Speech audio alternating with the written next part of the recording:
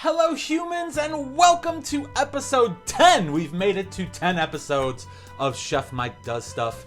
Thank you so much for all your support and help as we build and grow the channel, as I make things look cooler and sound better. I now have two cool, awesome lights that are reflecting off the ceiling to give me a much more appealing look. I polled the Twitterverse and asked what resolution and frame rate I should film at. We are now in 4K with 30 frames per second because 60 frames looked way too real and you don't need to see me that clear. And we also want to make it look a little more like Movie Set Pro.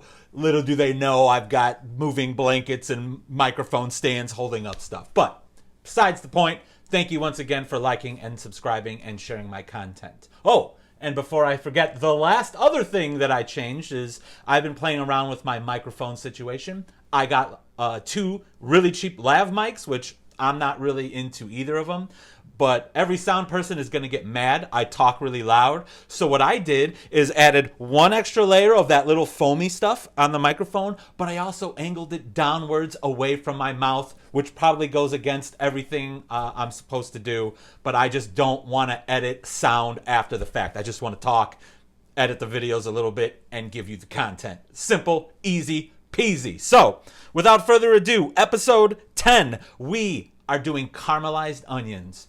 This is basically vegan, or it is vegan, because it's just going to be onions, olive oil, salt, pepper, maybe a little onion powder, garlic powder. Why would I add onion powder? I don't even know why I said that, because it's made up of onions. So just garlic powder, maybe some paprika, but I'm going to show you some techniques on how to cook it. But ultimately, I'm assuming you're going to want to see how I cut these onions. A lot of people have been asking for that. My first ever video was kind of how to sharpen a knife and cut onions. But now I'm going to get a little closer. It's going to be a little more 4K. It's going to be a little more better lit. So hopefully you like it. We're going to get to the cutting board. I'm going to cut a bunch of onions. I'm going to cook a bunch of onions. And that's it. That's a super simple, easy thing to do in this video. Once again, make sure you like, share, and subscribe. I want to see what you do with your caramelized onions, so tag me in all of your food videos. So I'm going to get to the board, and we're going to get cutting.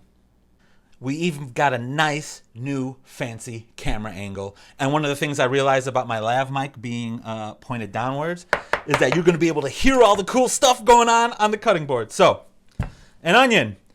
Life and people are like onions. They are made of layers. There's two ends. There's kind of the root end and like kind of this little growth end. So layers of onion grow not in a perfect circle, but kind of in this little shape here. So we're going to take advantage of that when we're cutting. I'm going to show you, fancy chefs might leave basically this whole end on over here. Cut this side like so. Cut down the middle. And as you can see, here's the camera. This is that root end. This is the other end I cut a bunch of stuff off of. But you'll see that because I left a bunch of stuff on here, it basically is holding together. So one option, one we're cutting, is first I'm going to peel these. And everyone's going to talk about what are some ways to stop from crying while cutting onions. Other than hazmat suit, I don't really think there's a good way. So just get used to it. Cut onions really fast, and also make sure your knife is actually sharp, because I think a dull knife will spray more of, I think it's sulfur or whatever in the air that helps make you cry. So a lot of people will keep it like so, and they get a bunch of pieces like this. The only problem with this is, although we have all the same thickness, you've got different lengths. So when you're using this, it will look like there's different kind of sized pieces with whatever you're doing. A fancy chef, if you want to dice it for this, I'm actually just going to be slicing and making kind of sliced onions, but you could certainly dice it. What you do is come over the top, make all these slits without cutting all the way to the end so everything stays intact. Fancy chefs will maybe give it another knife cut here or there, and then they will start chopping and you've got a nice dice there. But that's not what I'm going to do. I'm going to make it easy for you. I am cutting off that one end. This end is gone. So now you've got loose onion pieces that could totally fall apart.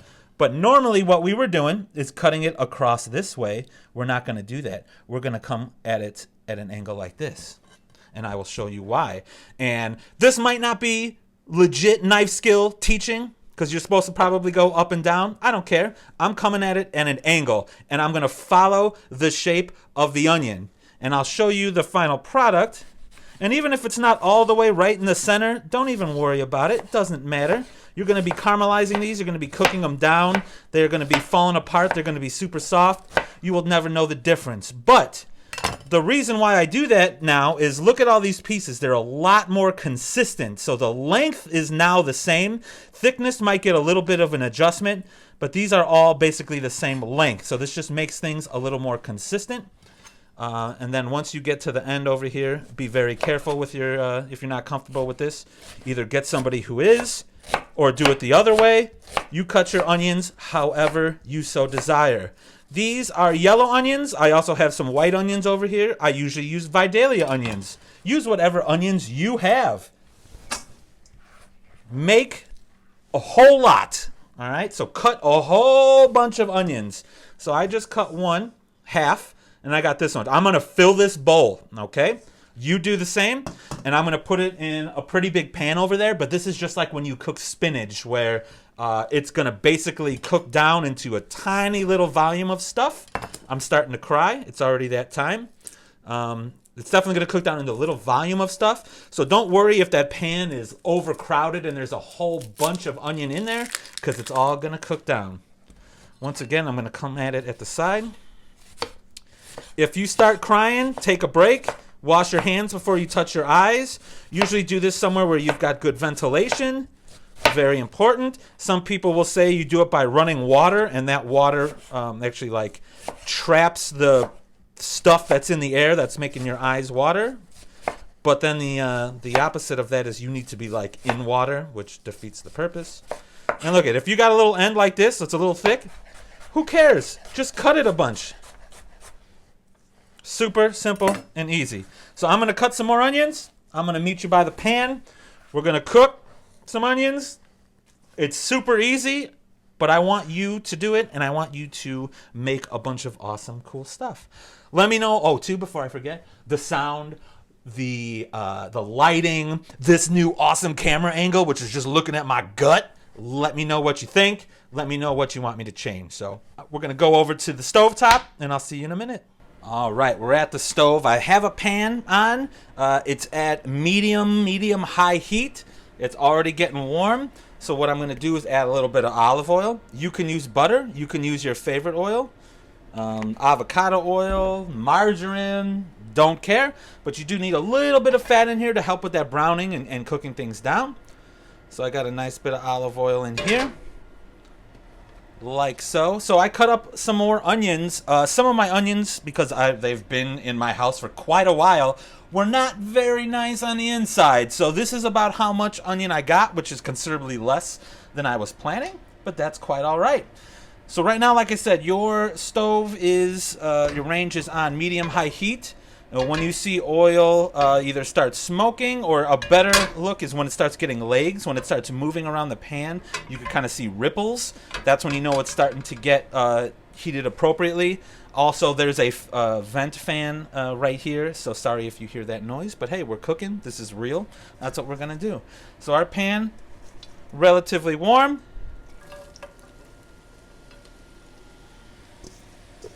Onions go into the pan. Now, what I am going to do, and you could just leave it just like this, so it's on medium-high heat now. What we're trying to do is get out most of the water, so this is going to reduce down to a very small amount. Once it kind of reduces down and all that water's gone, then you're going to want to turn the heat down, because we're going to be caramelizing this for the next hour, hour and a half. I have done this upwards of, I don't know, 4 hours before. I'm going to add some salt. This is how much salt I'm adding. Just a little bit to help pull moisture out of the onions and develop a little flavor there. I'm going to add a little bit of black pepper. Now people will say, oh, you're adding those things too early because they're going to be cooking for a long time and you might get off flavors. Well, once, like I said, the water is basically cooked out of this, it's going to be on such a low temperature, I'm not super worried about scorching or anything like that. I'm going to add a little bit of granulated garlic because I don't have any fresh garlic left right now. And if you're using dry spices, dry herbs, it's usually better to put that in a little earlier in the cook process, let it cook out. And then I've got my favorite that I use a lot. It's actually smoked sweet paprika. What's awesome about this is also it's going to give it actually a little extra color, a little more browning, which is cool. What do I want to use? I'm going to use this spoon here. Onion down on the ground. You don't even really have to worry about like moving this around too much at this point. Like I said, there's going to be a lot of moisture coming out of these onions. So it's really going to shrink. You will have plenty of room in the pan. All of your spices and salts and stuff will obviously mix really nice with your onions. And I'm not going to bore you with any more stuff. Just let this cook for, quite a while. We're going to do a total of probably an hour and a half. It's on medium-high heat right now. Once this looks like it's shrunk down a whole lot, turn it down. And then maybe I'll do a little shot an hour in just to see what it's looking like and how much longer we think we have. So, super easy. Hopefully you're not crying too much like I am. So here are the caramelized onions. We're about 25 minutes in, 25, 30 minutes. I'm still going to cook these for another half hour. I've been watching it, so I brought it down to medium heat maybe 10 minutes ago. So all the onions, like I said, were relatively soft. It's called sweated. So they're basically, you're going to sweat onions. You basically just cook it till they're kind of translucent. That's when you start turning the heat down. I'm going to turn the heat down now to pretty low. Pretty darn low is mine's numbered, so probably a 2. I don't know if yours is numbered, but just look at the fire, just a little bit of fire, or if you've got the electric burners, just a little glow. If you're doing this on a grill, just turn it down, or fire in a smoker. I don't know.